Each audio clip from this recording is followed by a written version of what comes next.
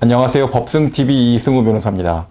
한때 연예인들이 내기 골프를 하게 된 사실들이 알려지면서 논란이 된 적들이 많이 있었죠. 경찰 조사에서 무혐의 처분을 받기는 했지만 의혹의 중심에 있었던 연예인들이 방송을 떠나거나 하차하거나 자숙하는 시간을 가져야 했는데요. 자, 오늘 소개해 드릴 사건은 내기 골프 때문에 구속까지 됐었던 의뢰인과 관련된 이야기입니다. 어떤 내용인지 한번 확인해 보시도록 하시죠. 평소 골프를 즐겨하던 법승 씨는 어느 날 지인들과 내기 골프를 하게 되었습니다. 그날따라 골프 실력이 아주 제대로 발휘된 법승 씨와 달리 고소인은 유난히 실수가 잦았고 결국 고소인은 내기에서 많은 돈을 잃게 되었습니다. 그런데 얼마 뒤에 법승 씨와 지인들에게 날아든 고소장. 대체 어떻게 된 일일까요? 고소장의 주된 내용은 고소인이 피고소인들과 공모한 상태에서 수면제를 마시고 골프 경기를 진행하게 됐고 또 그로 인해서 적지 않은 기천만 원의 금전적 피해를 입게 되었다라는 내용이었죠.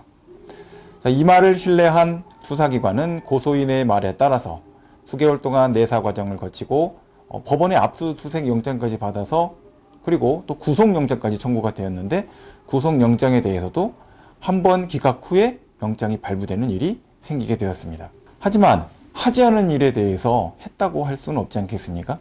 의뢰인은 억울함을 호소하였고 내기 골프 자체는 그 자체가 문제가 있긴 하겠지만 지인들과 어떤 약물과 관련된 어떤 범죄 행위도 공모하지 않았는데 그리고 평소에 자신의 골프 실력도 피해자인 고소인보다 훨씬 뛰어난데 무엇 때문에 약을 먹이면서까지 골프 내기를 해야 되는지 그런 부분에 대한 내용이 전혀 납득이 되지 않는다. 또한 경제적으로도 범죄를 일으켜야 될 만큼의 어떠한 경제적인 빈곤과 관련된 동기도 전혀 없는 상태에서 내가 왜 이와 같은 일을 했겠느냐라는 점을 강력히 호소했습니다. 그러나 호소는 받아들여지지 않고 영장이 발부되었고 그와 같은 억울한 누명과 관련된 문제는 결국 법정 공판으로 이어지게 되었습니다.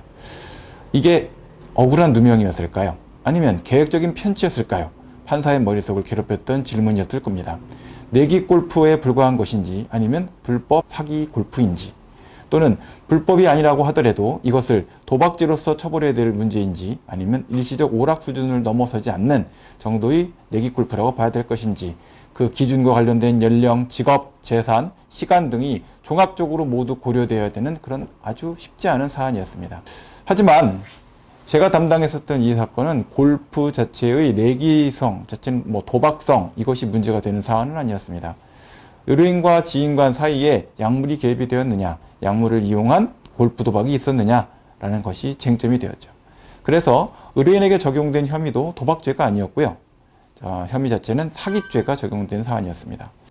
자, 이와 같은 점에 있어서 과연 사기 행위가 성립했다라고 보려면 속이려는 의도가 있었는지 또 재산상의 이익을 취득하려는 불법 영득 의사가 있었는지 그것들을 모두 통합한 공모 관계가 있었는지 등등이 존재했어야 되는 사안이었습니다.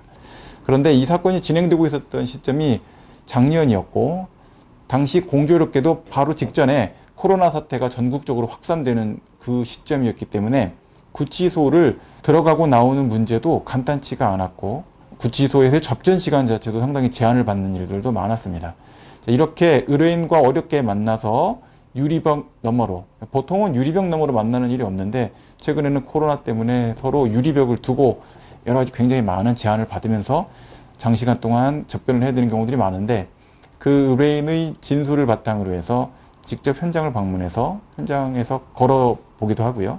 또 테이블에 같이 앉아서 당시 상황에 대한 것들을 생각해 보기도 하고 영상으로 녹화되어 있던 내용들에 대해서도 확인을 해보고 하는 과정을 거쳤습니다.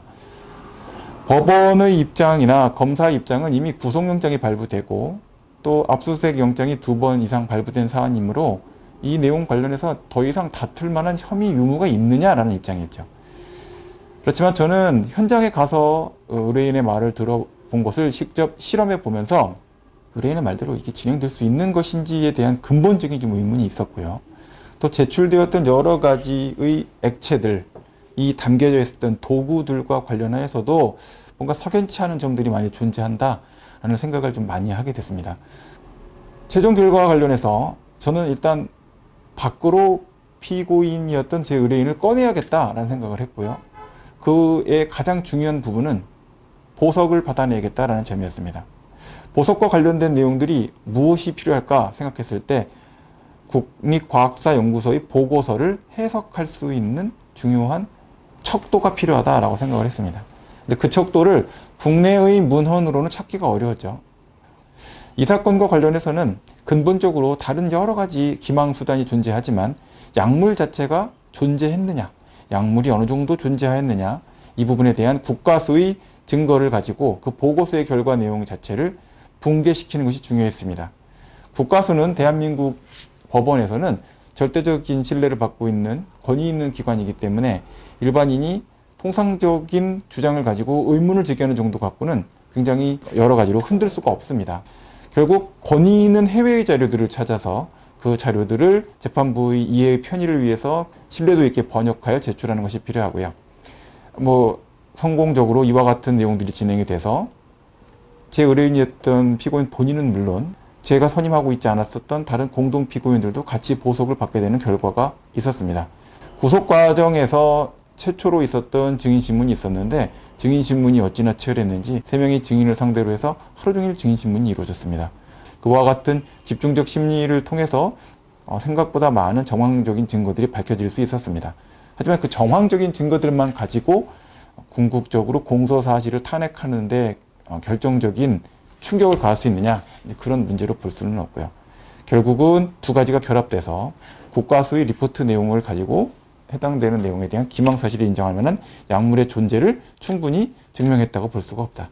두 번째, 공모와 관련돼서 공모 사실을 뒷받침할 수 있을 정도의 정황적인 사실관계가 불분명하다라는 것이 이제 결합이 되어서 재판부의 무죄 판결을 최종적으로 이끌어낼 수 있었던 것 같습니다.